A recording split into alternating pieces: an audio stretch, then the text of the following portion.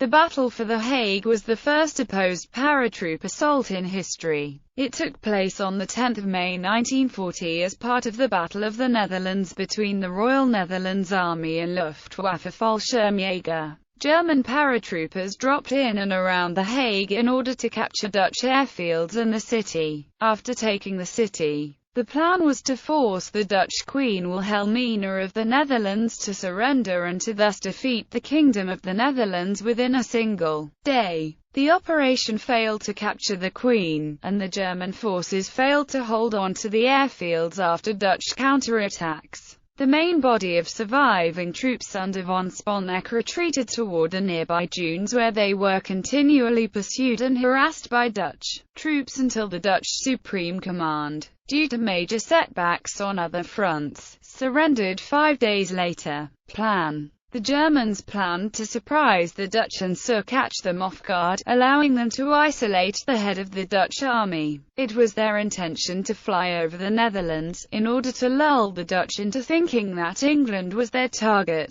This was to be followed by approaching the country from the direction of the North Sea, attacking the airfields Ypenburg, Ockenburg and Valkenburg to weaken potential Dutch defences before taking The Hague. It was expected that the Queen and the Commander-in-Chief of the Dutch forces, Henry Winkelmann, might agree at this point to surrender. However, if the Dutch did not surrender, the Germans planned to cut off all roads leading to The Hague in order to quell any subsequent Dutch counter-attack. The German attack. According to plan, the Germans flew over the Netherlands in the early hours of the morning on 10 May. But rather than lulling the citizens of The Hague, their passage alarmed them. The Germans circled back in, at approximately 600, bombed the airfield at Ypenburg. Immediately thereafter, the transport planes dropped paratroopers in several waves into the field and its surroundings. Though Dutch machine gun fire inflicted casualties on these arrivals and scattered their landings, many planes landed and were damaged or destroyed by the defenders, blocking further arrivals.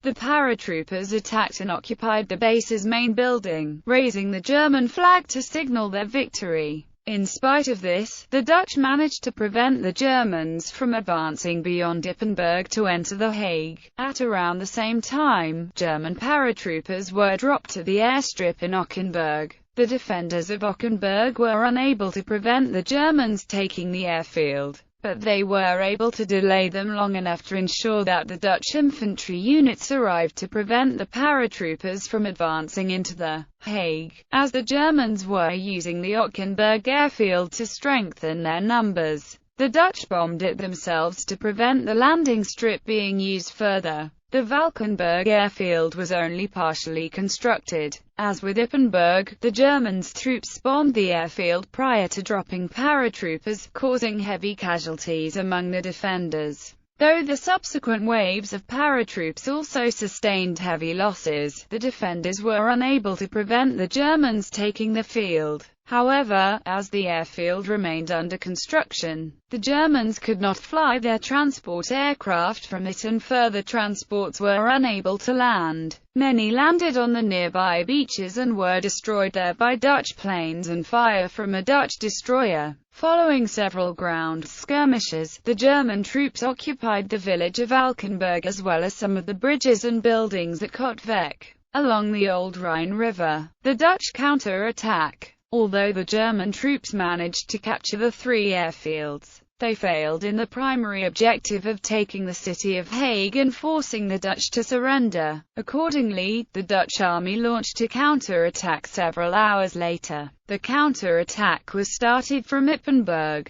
though outnumbered and relying on ammunition that they had captured from the Germans. The Dutch Grenadier Guards fought their way into position to launch artillery attacks against their own airfield, causing heavy damage to it. Following the attacks, the German troops were forced to evacuate the airfield's burning buildings, losing their strong defensive position. The Dutch troops were able to advance into the airfield, and in the skirmishes that followed, many of the German soldiers were forced to surrender. Those who did not were eventually defeated. 4 Dutch Fokker-T bombed the Ockenburg airfield, destroying idle Ju-52 transports. The Dutch troops followed up by storming the airfield. The Germans were forced into retreat, and several were captured. However, some of the German troops withdrew to the woods near the field and successfully defended themselves from the Dutch.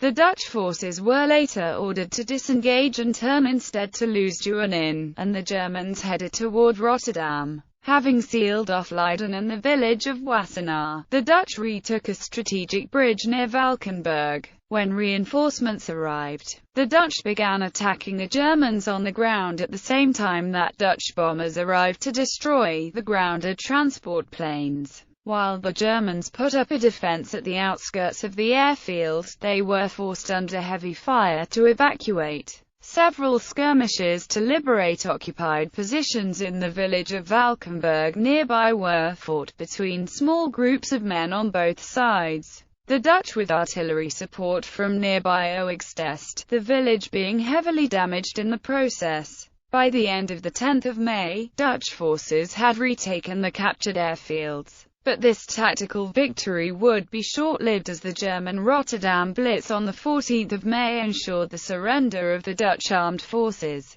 Casualties. The Dutch suffered 515 killed. One bomber was shot down following a raid on Ockenburg. The German casualty numbers are given as 134 killed by German sources, while Dutch sources estimate that 400 Germans were killed. Numbers of wounded, missing and captured are not known with certainty, but Dutch sources estimate that 700 Germans were wounded. 1,745 were captured according to Dutch sources. The loss of the transport aircraft had a direct effect on the planning for the proposed German cross-channel invasion of Britain. Also, Brongers mentions the impact of the loss of transport aircraft during the invasion of Crete. Since the Germans did not have sufficient aircraft to land troops in force, they had to drop them instead in groups, which resulted in heavy casualties. Bronger's conclusions are supported by military historian Carl Adrian Hackett. The remaining German forces who had escaped from the airfields were scattered over the dunes in the area. Von Sponeck was ordered to go and aid the attack on Rotterdam.